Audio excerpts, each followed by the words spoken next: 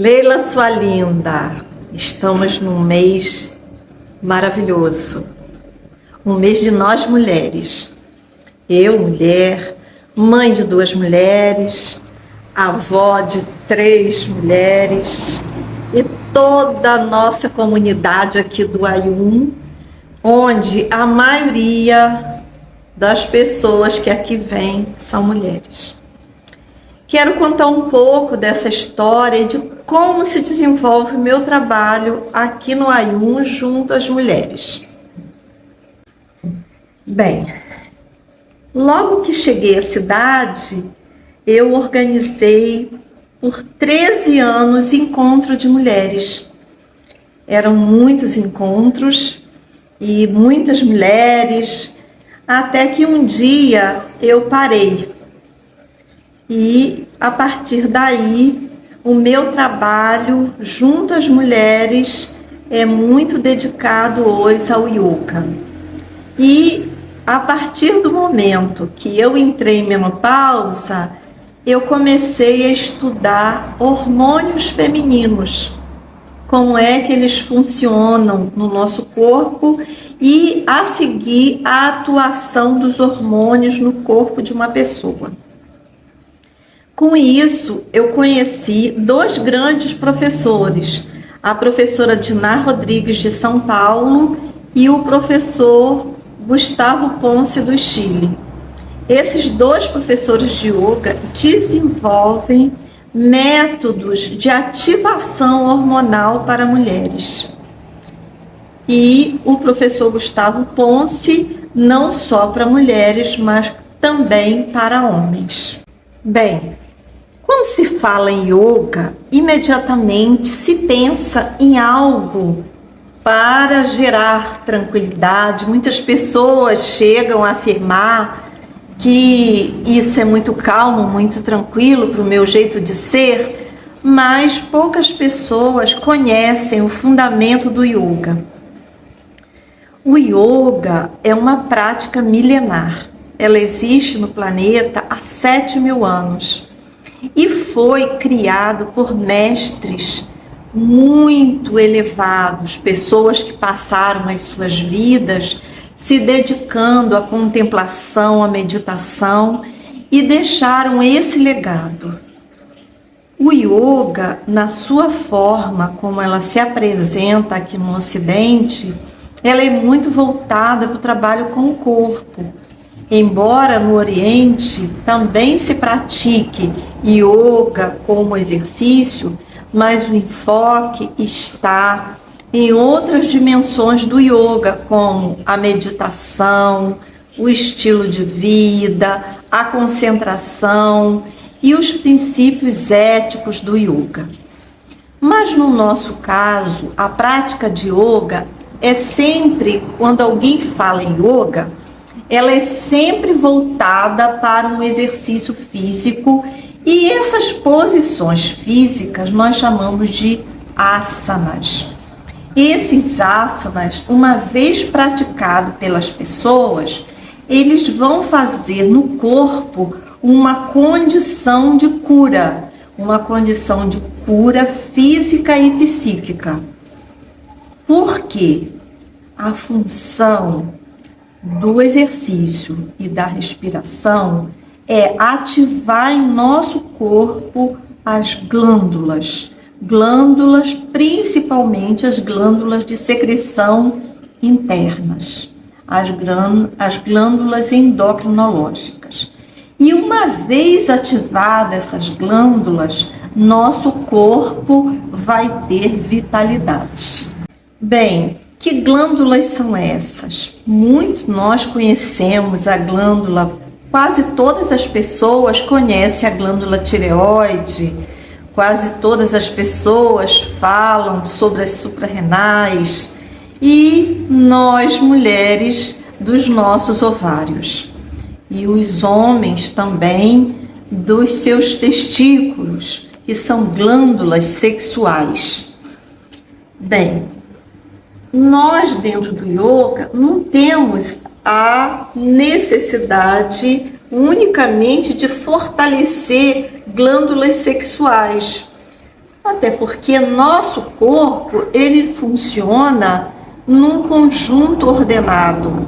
Porque se nossos ovários funcionam bem, é porque aqui dentro da cabeça tem uma glândula que comanda os ovários, que é a glândula hipófise. Porque temos aqui na garganta uma glândula que comanda o metabolismo do nosso corpo. Nós temos no abdômen a glândula, o pâncreas, que vai comandar o sistema de entrada e saída de açúcar na célula e outras funções que não só essas. Mas, em se tratando do mundo feminino, a glândula que mais ordena e que mais comanda a nossa vida são os ovários. E esses ovários, eles são interessantes porque desde que nós nascemos, quando nós somos formadas, eles já existem e eles existem já com seus óvulos. É diferente das glândulas masculinas que fabricam espermatozoides novos a vida inteira. Nós não. Nossos ovários, eles vão crescendo junto, nossos óvulos vão crescendo junto na medida que nós vamos também crescendo. E na puberdade, eles amadurecem, comandados por essa glândula que está na cabeça, que é a hipófise. Mas eles vão amadurecendo e a cada mês um desses óvulos são liberados. Mas para que isso aconteça, um conjunto de situações em nosso corpo precisam estar em ordem. Uma das condições para que nosso sistema de glândulas e nosso sistema genital esteja em perfeita ordem é uma outra glândula, que é o fígado. Pouca gente sabe que a maioria dos incômodos que nós temos nos nossos órgãos sexuais são motivados pelo mau funcionamento do fígado. E quem é o fígado? O fígado é um órgão responsável pela filtração do sangue. Aquele sangue que circula em nosso corpo e que recebe os alimentos através do plasma, esse plasma do nosso sangue, ele vai até o fígado para ser filtrado. Quando o nosso alimento ele não é bem metabolizado ou então a qualidade desse alimento não é boa, o fígado fica sobrecarregado. E pelo fato dele ficar sobrecarregado, ele não vai fazer um bom trabalho e as suas células não serão renovadas de forma equilibrada. E aí o fígado, ele passa a ter disfunções. Com essas disfunções, há um aquecimento no sangue. E esse aquecimento, ele vai gerar também aquecimento em nossos órgãos internos, principalmente no nosso útero e no nosso ovário.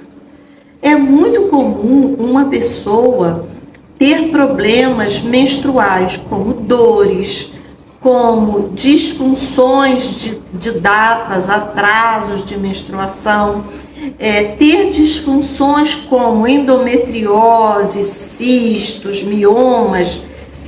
Tudo isso é causado pela disfunção do fígado. Daí o primeiro passo de uma mulher para cuidar da sua parte sexual, dos seus órgãos sexuais, é cuidando do fígado. E como que o fígado é cuidado? A partir de uma boa alimentação.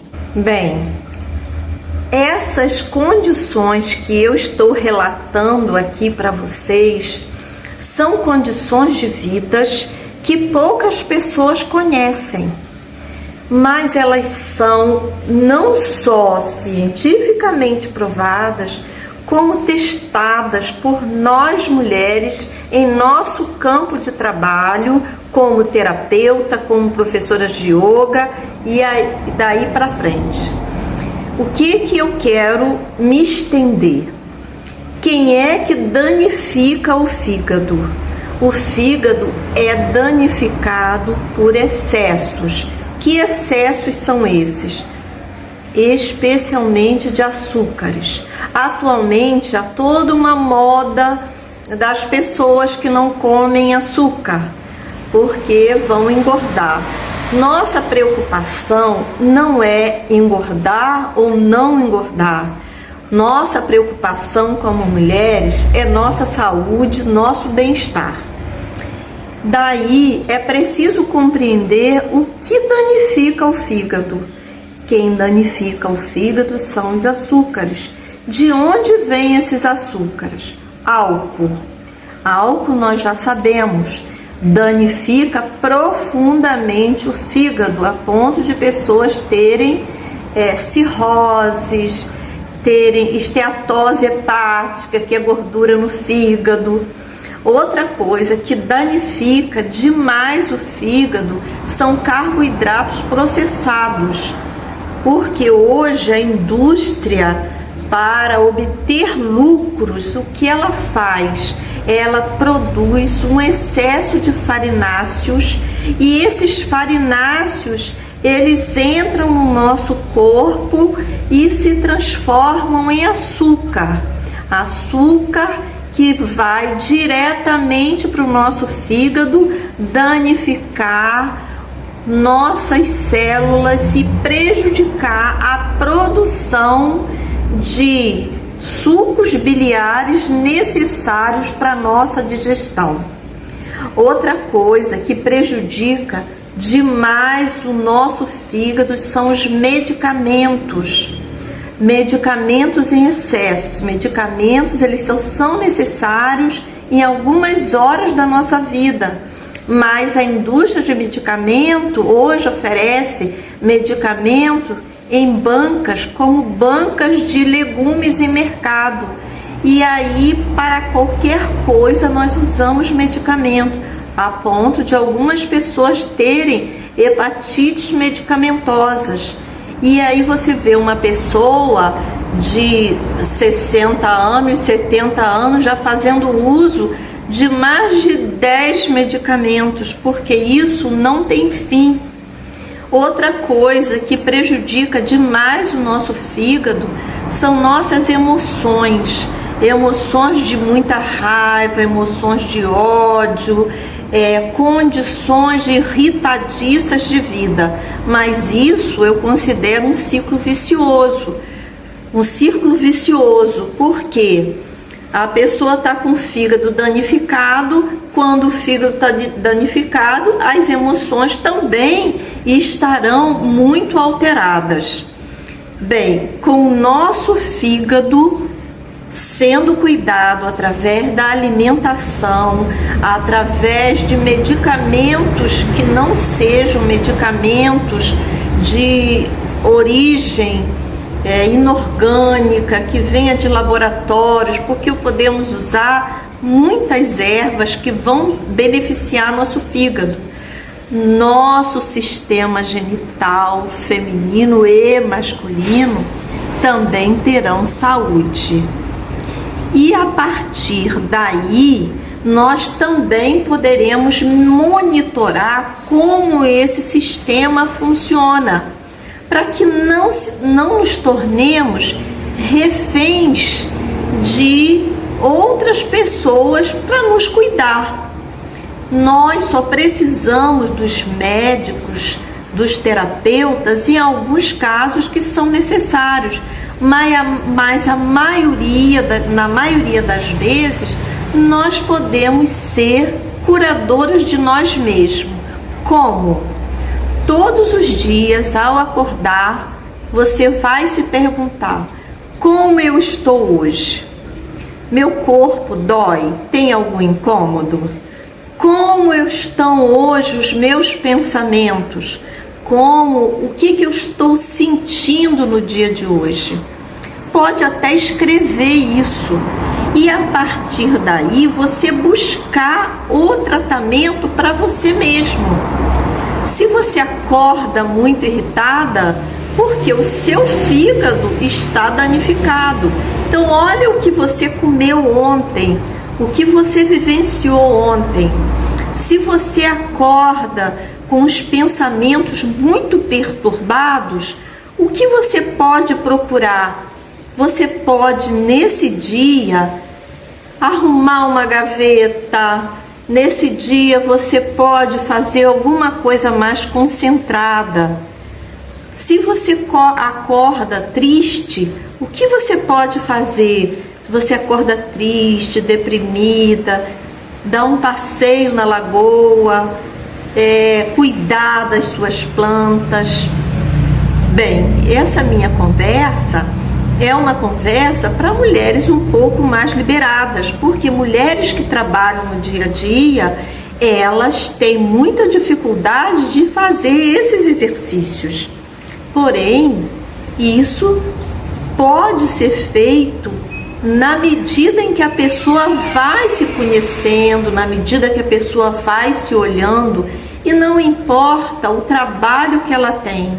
Todas nós temos sabedoria. Sabedoria de quê? De usar a natureza a nosso favor. Que sabedoria é essa? A sabedoria do alimento que nós comemos, de onde ele vem.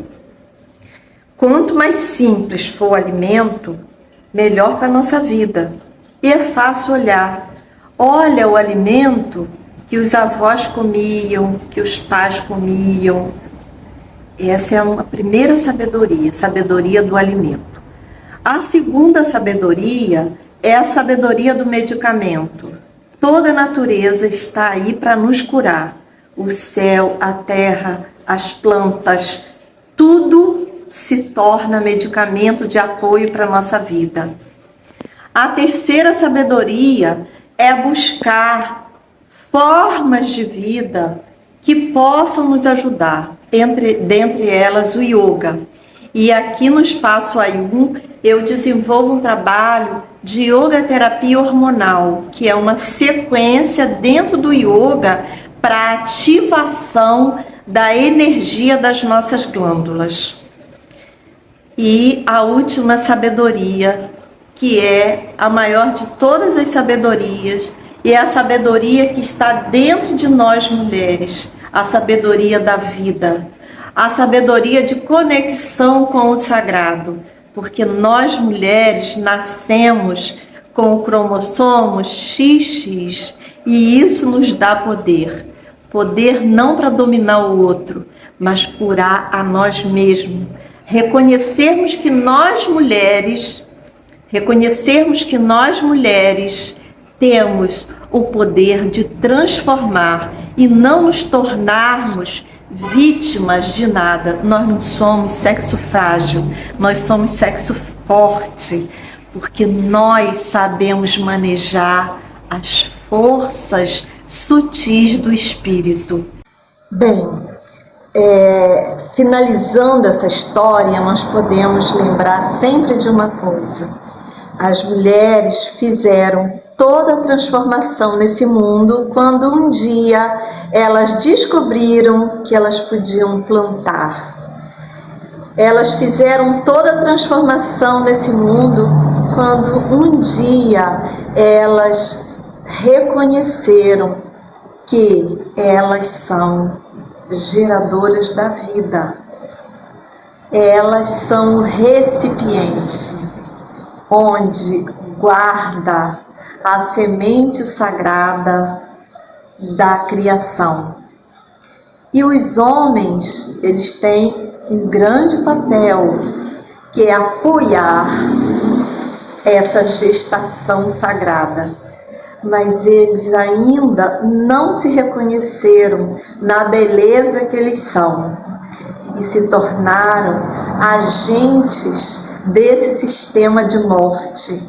Eles se tornaram lacaios de um sistema que faz deles sempre pessoas que competem, faz deles pessoas que vivem para as aparências, pessoas que precisam se autoafirmar perante a mulher, perante o mundo, perante a natureza. E é uma pena, porque nós, sem os homens, ficamos pela metade, mas nós, sozinhas, somos inteiras. E os homens precisam, nesse momento, reconhecer que o papel deles é desenvolver aquilo de mais sagrado que é o feminino dentro deles, o feminino do afeto, o feminino da compaixão, o feminino da acolhida, e se perceberem o quanto eles estão sendo usados por esse sistema que nós vivemos. Portanto, mulheres, se reconheçam em seu poder. Através do seu ser, vocês podem mudar o mundo. Nós podemos mudar esse mundo. Namaskar.